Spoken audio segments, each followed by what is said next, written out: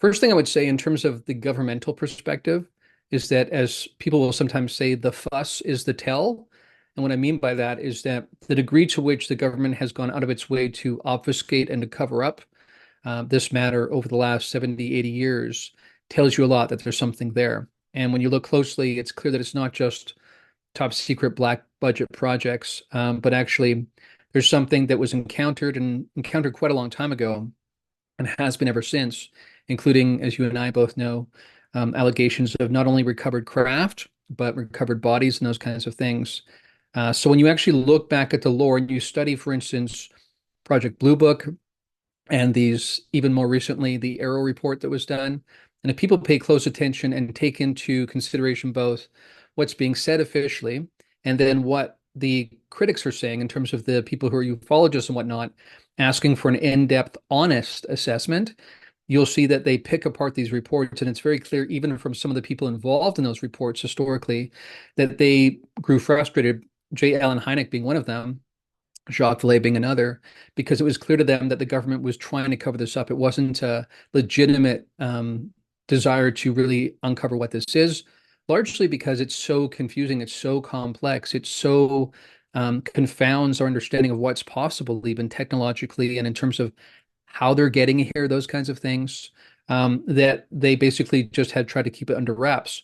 But when you look at historical accounts of mass sightings, right? The Phoenix Lights being one, the Ariel School encounter in Zimbabwe is another one, where you have these kids who were clearly impacted by something, not just seeing something, but having interactions telepathically with beings. And it changed their lives right up until them being young adults now. So when you take it in total, even though it's kind of existed on the fringes of our polite society, it's very clear it's been active. Um, I think one thing that's most perhaps overwhelming to people who get into it is recognizing that it is so sophisticated, including things like psychological control, and being able to custom deliver perception experiences to different people at the same time. That what's most compelling and daunting and surprising about it is that this has been happening en masse for decades and decades and decades. Some people would say since the beginning of humankind, but it does so in such a way that we have not really been aware of it, which just speaks again to the sophistication of these different kinds of beings. The assumption is, and people therefore sometimes don't even bother asking if this is really the case, that these are space aliens in the sort of standard science fiction kind of sense, that they flew here in an advanced spacecraft from Alpha Centauri or something and are on some sort of scientific expedition, and then they're moving on again. As Jacques Vallée pointed out in his books in the 70s, when you actually add up the numbers of reports, and this is being on the conservative side because a lot of people still do not report these things when they happen. But if you even take the reports that are supposedly happening, you would have, millions of encounters over the decades. And that doesn't sound like a group that's coming here, checking us out, then moving on, like a kind of Star Trek kind of scenario.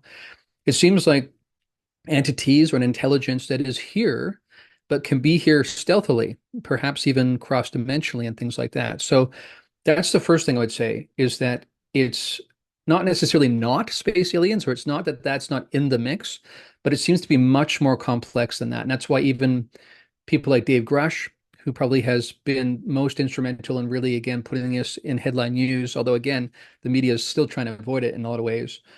But he argued that he thinks interdimensional might be a better fit than extraterrestrial, just because of the way that they're coming in and going out again. It seems to be stretching our understanding of physics and our very understanding of reality. The other thing I would say is a big one for me in terms of a misconception is that, number one, part A, we assume that we have most of reality figured out as secular Westerners. And therefore, we want this to sort of fit into our existing paradigm in a nice, tidy way. So we want to just put the cherry on top of the cake kind of thing, assuming that we have everything pretty much figured out. But what the data seems to suggest is that we don't. And if anything, you could argue that the data is almost deliberately, but perhaps in a subconscious way, trying to get us to consider some of our assumptions. And then related to that is this notion that it's all one thing. That's also, I think, a misconception. People assume this is about the gray aliens from, again, some other planet or something. But when you actually tally up the different forms that are encountered, the different range of consciousness development seems to be evident in those kinds. What they deliver in terms of messages, even though there is some common ground with messages, which again, I think speaks to a common thread of consciousness across all sentience in the cosmos. But definitely, if anything, there's as much we don't understand about reality as there is that we do understand. And in terms of filling out our understanding of the full range of sentience and sophisticated intelligence in our midst, we're probably just barely beginning. That people like Donald Hoffman recently have helped, even within mainstream science, us to understand that what we can actually perceive as human beings and what's actually out there are two very, very different things. And that assumption that it's a one-to-one, we're seeing things mostly as they are, is partly allowed us to stay in the fringes because people were like, well, why are we not seeing them? Well, number one, we're only seeing a very narrow range. And it's foolhardy to assume that that narrow range is where all of the sentience in the universe would populate. Um, and in terms of the lore and the evidence, in terms of the way that people describe their encounters and what they've seen, it's a full range. Everything from beings that look fully human to something that looks hardly identifiable as a life form at all. So those are some things I think that are there are common misconceptions that are key. And then one last one I'll just add to is that, as I like to say, this is the one topic that leaves no other topic unscathed. And what I mean by that is once you go in this rabbit hole, suddenly life and death, the origin of humanity, the purpose of life, the nature of reality, all these questions open up because of what you find here.